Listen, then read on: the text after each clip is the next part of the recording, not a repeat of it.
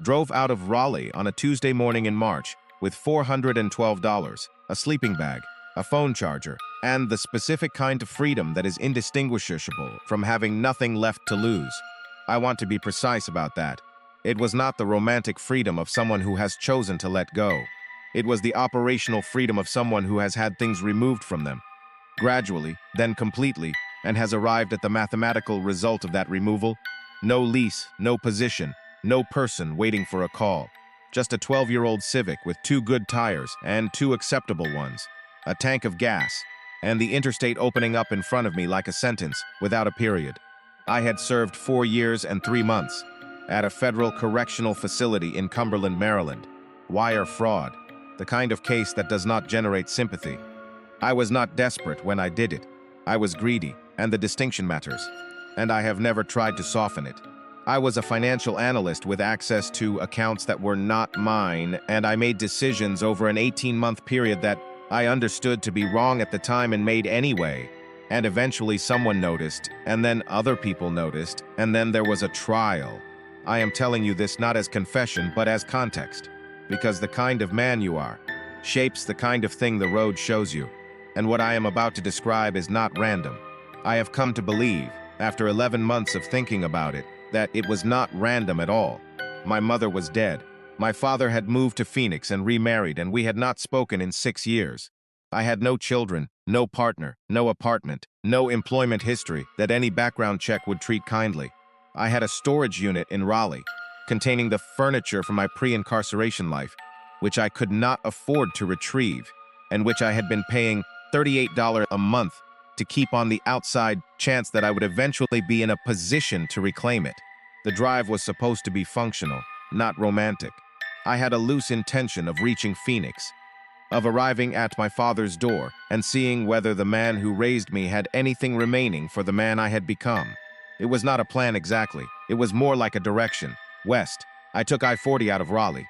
The first 2 days were unremarkable in every way that matters for what follows.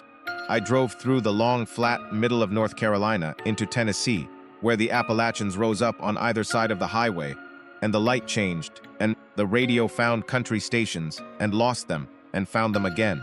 I slept in the car at a rest area outside Cookeville and woke up stiff and cold and ate a granola bar and kept driving. I crossed into Arkansas on the second afternoon. This is where I need to be careful, because what happened in Arkansas seems, in retrospect, so gradual that I cannot identify the precise point at which the ordinary became something else. It happened by degrees, and the first degree was so small that I did not register it at all. I stopped for gas outside a town called Palin's Fork. The station was the kind that exists in the specific geography of rural interstate exits, a Shell or a BP that has been standing since the 1980s, with one set of pumps that works and one set that has been out of service for long enough that someone has taped a hand-lettered sign across the nozzles, reading "not in use," and an attached convenience store with fluorescent lighting, and a refrigerated section, and a woman at the register who has been working there long enough that she no longer registers the individual faces of the people she serves. I pumped gas. I went inside. I bought a coffee and a sandwich in plastic wrap and a bottle of water. The woman at the register had gray hair pulled back and wore a fleece vest with the station logo embroidered on it. She told me the total without looking at me and took my card and handed it back. And that was the full extent of our interaction. I got back in the car. I drove.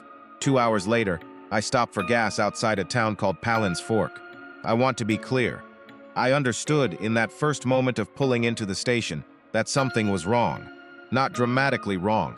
The particular, low-grade wrongness of a thing that seems familiar in a way that your memory cannot immediately account for. The pumps. The hand-lettered sign across the out-of-service nozzles. The convenience store with the fluorescent lighting. I told myself I had not been paying attention. That rural Arkansas has a repetitive landscape.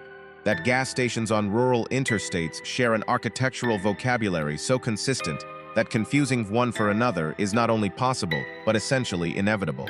I told myself this while I pumped gas, and I went inside, and the woman at the register had gray hair pulled back and wore a fleece vest with the station logo. And she told me the total without looking at me and took my card. I had already bought a coffee and a sandwich and a bottle of water at this register 2 hours ago, I said. "Have I been here before?" She looked at me for the first time, not startled, not confused, with the expression of who has been asked a question they do not consider unusual. "Can't say," she said. She handed back my card. I stood at the register for a moment, looking at her. "I think I might have stopped here a couple hours ago," I said. "I bought a coffee and a sandwich." She looked at me steadily. "We get a lot of people through," she said. I got back in the car. I checked my phone's GPS. The route was clear. I-40 westbound, continuous, no loops, no missed turns. The distance tracker showed I had covered 114 miles since my last fuel stop. The timestamp on my last receipt, which I had stuffed into the cup holder, read 2:47 p.m. The timestamp on the new receipt read 5:12 p.m., 2.5 hours of driving. 114 miles, same station. I sat in the parking lot for a while. A truck pulled in and a man got out and pumped gas with the automatic efficiency of someone who has done this 10,000 times. And he looked at me in my idling car with the brief, non-judgmental attention of someone noting an obstacle to navigate around. And he went inside and came back out with a large coffee and got back in his truck and pulled onto the access road and back onto the interstate. I followed him. I drove with deliberate, documented attention for the next 4 hours. I noted mile markers, I noted exits, I photographed my GPS display at intervals. I crossed the Arkansas River and passed Little Rock and watched the skyline from the highway, and I noted the time, and I noted the mile marker, and I kept driving.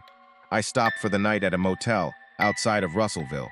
Standard interstate motel, the kind with an exterior corridor and a vending machine and a parking lot with semi-trucks idling on the far end.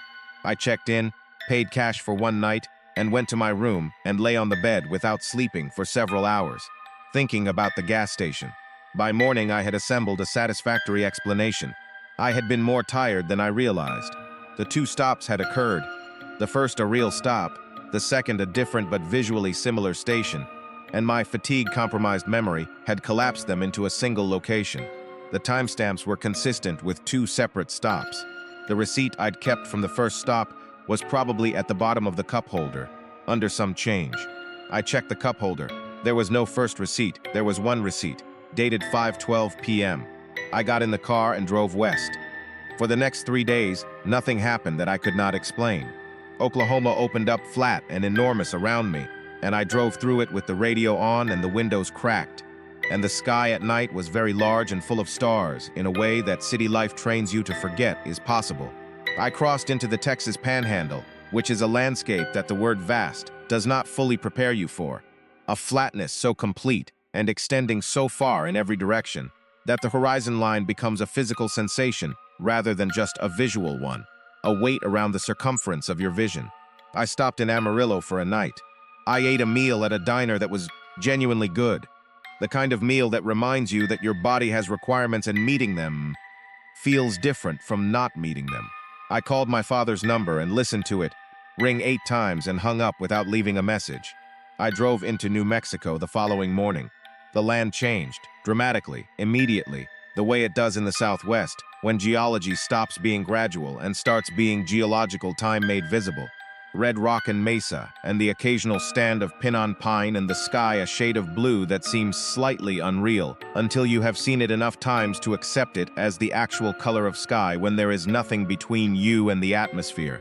I was approximately 40 miles west of Albuquerque, on I-40, when I passed a billboard. The billboard was a standard highway billboard. The large format, 2-sided type mounted on a steel frame above the grade of the highway. It advertised, as far as I could read in the time it took to pass, a gas station at the next exit. The station logo was familiar, a Shell or BP type, the same color scheme and lettering as the stations I had been stopping at for the past several days. I did not stop. I was not low on fuel. I drove past the exit. 4 miles later, I passed the same billboard. I know it was the same one because it had a crack across the lower left corner of the panel in a specific lightning bolt pattern that I had noticed on the first pass. I slowed down enough to confirm this. The crack was identical. The advertisement was identical. I drove past. 9 miles later, I passed it again. I pulled onto the shoulder of the highway. I sat with the engine running and the hazard lights blinking, and I looked at the billboard in my rearview mirror, and then I looked at the road ahead of me. And then I looked at my GPS, which told me I was 47 miles west of Albuquerque, on a clear westbound route toward Gallup, with no anomaly in the displayed track. I got out of the car.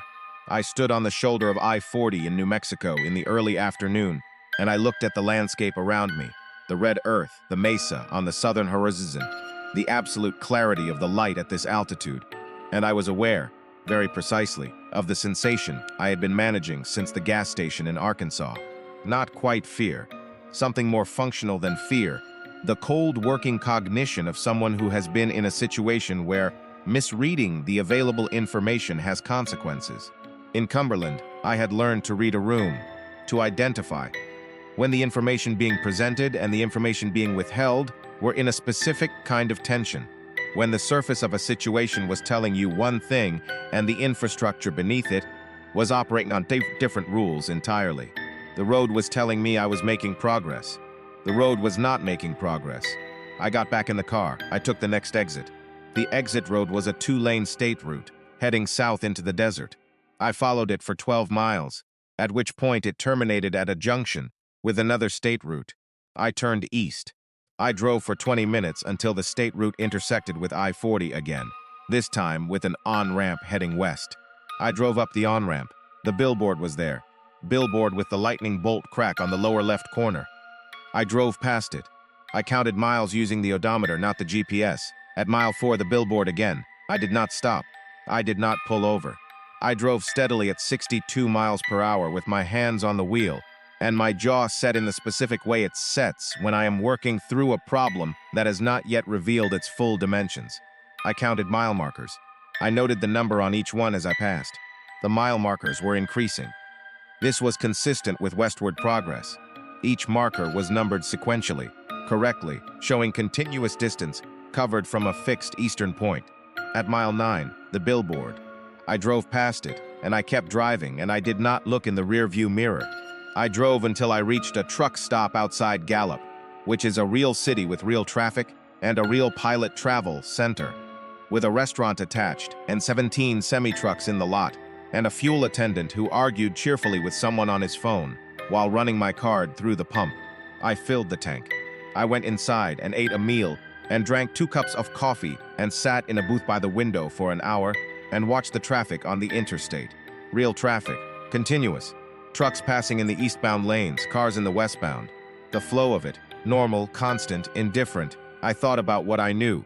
The billboard had appeared 3 times on a stretch of road where it should have appeared once. The gas station in Arkansas had appeared twice on a stretch where I had driven in a continuous documented line.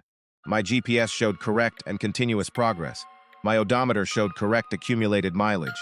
My receipts showed correct timestamps at intervals, consistent with normal travel. The road was correct in every measurable way. The road was also repeating. I had known men in Cumberland who were careful reasoners, not educated necessarily. Some of the sharpest thinkers I met there had never been past 10th grade. But men who had developed, through necessity, a rigorous habit of working from what was demonstrably true rather than from what was comfortable or familiar. Men who had learned that assuming you understand a situation is the most expensive cognitive error available. I applied that rigor. What I could demonstrate. I was in Gallup, New Mexico. I had been moving westward consistently, according to every instrument available to me. I had passed a repeat element of the landscape 3 times in sequence, each on a stretch where it should have appeared once. What I could not demonstrate. That any of these facts were inconsistent with each other. What I could not account for. The Arkansas station, with its woman at the register who had said we get a lot of people through. I left the truck stop and drove west. I crossed into Arizona without incident. The landscape shifted again, greener than New Mexico, in the north. The ponderosa pines of the high plateau giving way to the rock formations of the Colorado Plateau, the colors cycling through red and orange, and the burnt yellow of dry grass under a sky that had deepened toward evening blue. I stopped at a rest area and slept in the car. In the morning, I drove through Flagstaff and continued west on I-40, which in this stretch is also old Route 66.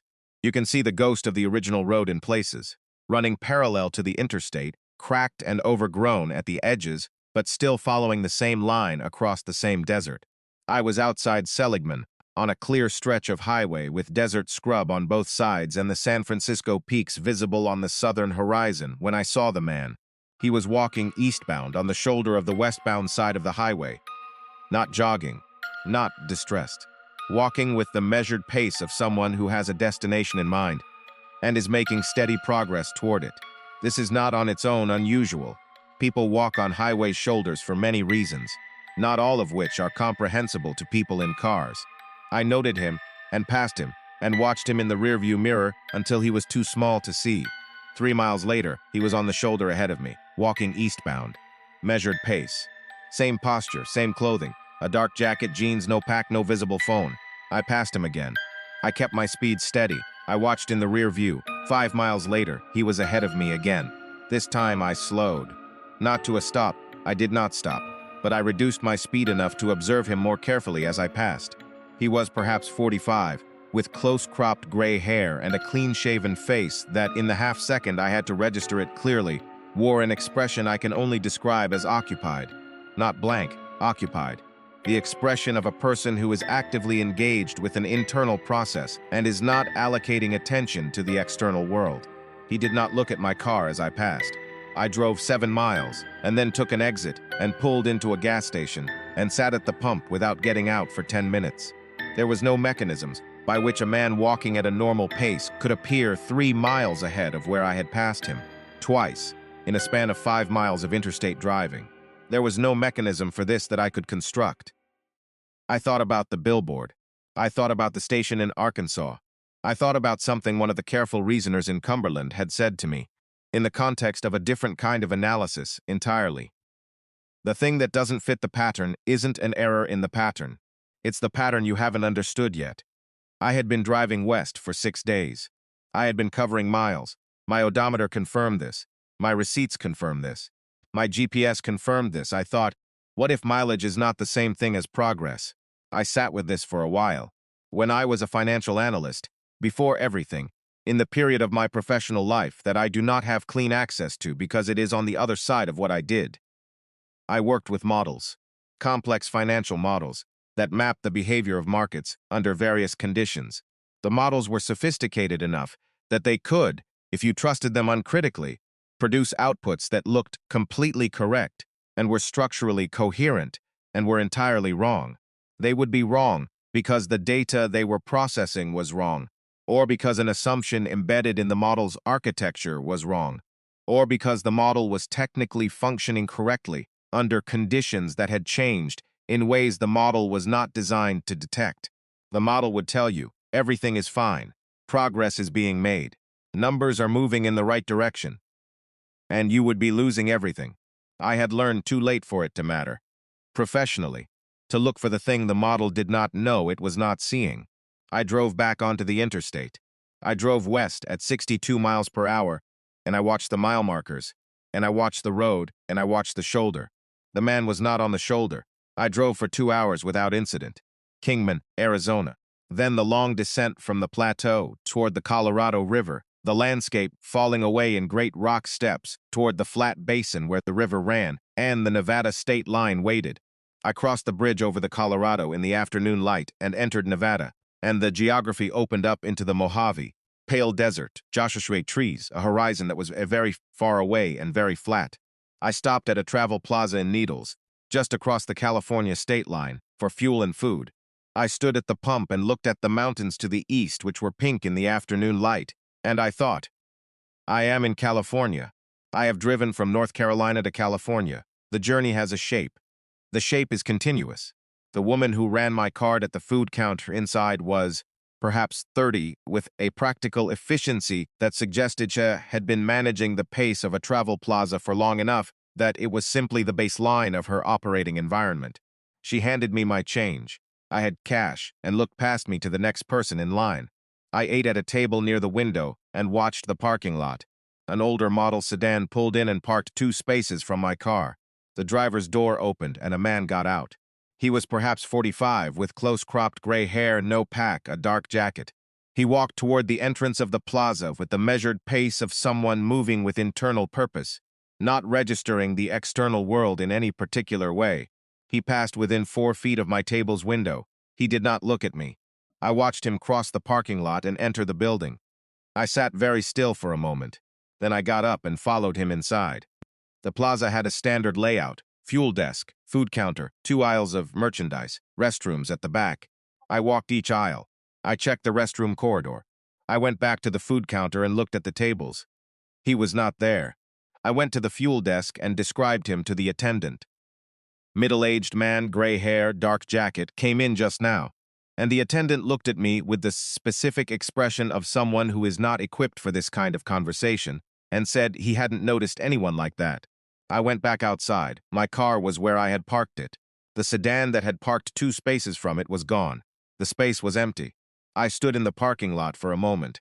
Then I did something that I had not done in several days. I stopped trying to build an explanation.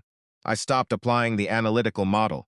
I simply accepted the current state of available information, which was: a man had appeared 4 times in 4 days in configurations that were not physically possible, and I did not know what this meant, and the attempt to make it mean something I could process was producing diminishing returns.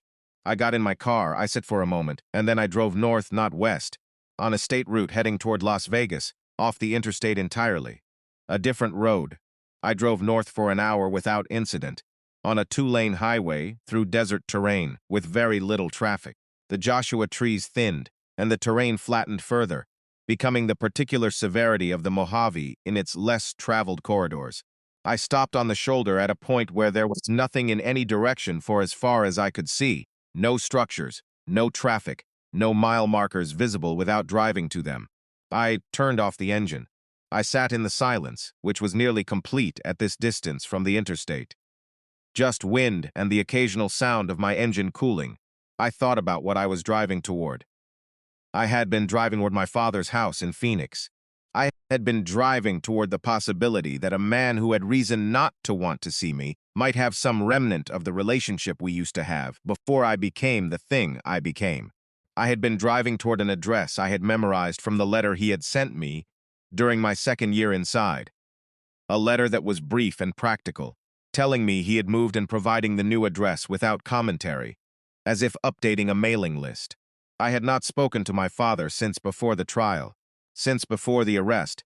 Actually, we had been in the process of a slow and mutually acknowledged estrangement long before I gave it a definitive shape. What I had done with the money was not the cause of the estrangement, so it was in some ways the most legible expression of a character he had recognized earlier than I had, and chosen to distance himself from with the quiet, final disappointment of someone who had run out of adjustments to make. Sitting on the shoulder of a 2-lane Nevada highway with the engine off, I understood something that I had been navigating around for 6 days of driving. I did not believe my father was going to give me anything I was looking for. I had known this since before I left Raleigh. The drive was not an arrival. It was a postponement, a way of occupying the time between now and the moment when I would have to decide who I was going to be now that I could not be the person I used to be. The road, it occurred to me, had perhaps understood this before I had. I started the engine. I drove north to Las Vegas, where I got a cheap room for 2 nights and did not gamble, and walked the strip once in the early morning when it was nearly empty. The lights still going, the architecture of excess completely undimmed, the sidewalks occupied only by a few other people who, for various reasons, were also experiencing Las Vegas without the isolation of a tour group or a celebratory occasion. I found this oddly comforting. On the 2nd morning, I drove east. I want to tell you that I drove east because I had a plan, because I had assembled the available information and reached a reasoned decision about direction. The truth is more ordinary. I drove east because going to Phoenix felt, in a way I could not yet articulate, like the wrong conclusion to a journey that had been showing me something I had not finished understanding. I drove east on I-40, through Nevada and into Arizona, and through the Arizona Plateau and into New Mexico, retracing 6 days of westward travel in the reverse direction. The landscape looked different going east. Not dramatically, but in the way that any familiar route looks different when you are moving through it in the direction you did not come from. The mile markers counting down instead of up, the sun on the wrong side of the car. I drove through Gallup and Albuquerque and the Mesa country, east of the Rio Grande. I drove through the Texas Panhandle, Amarillo, again the diner where I had eaten the genuinely good meal, and into Oklahoma and Arkansas. I passed through the stretch of I-40 in Arkansas, where the gas station had appeared twice going west. I stopped at a station on the same stretch. Not the same one, a different brand entirely, a Valero, with a young man at the register who was visibly distracted by something on his phone and barely acknowledged my presence. I bought a coffee. I drove east. I was outside Memphis, on the bridge over the Mississippi River. The river enormous and brown below the bridge, the city visible on the far bank. When I saw the billboard on the eastbound shoulder, it was advertising a gas station at the next exit. The billboard was the large format two-sided type on a steel frame. The panel had a crack across the lower left corner in a lightning bolt pattern. I drove over the bridge and into Tennessee, and I did not stop. I drove for 2 more days, through Tennessee and the Appalachians and the long descent back into North Carolina, the landscape becoming greener and more humid, the air through the cracked window carrying the smell of deciduous forest and red clay, and the particular atmospheric quality of the southeast in spring. I drove into Raleigh on a Sunday afternoon. I parked in the lot of a shopping center near my storage unit. I sat in the car with the engine running. I had driven from Raleigh to the California border and back. My odometer showed the correct accumulated mileage. My receipts documented a continuous journey through 11 states over 14 days. My GPS history, when I scrolled back through it, showed an uninterrupted westward and then eastward track, a clean line across the middle of the country and back. I was in the same parking lot I had left from 14 days ago. I had not reached Phoenix. I had not spoken to my father. I had not arrived anywhere that constituted a destination.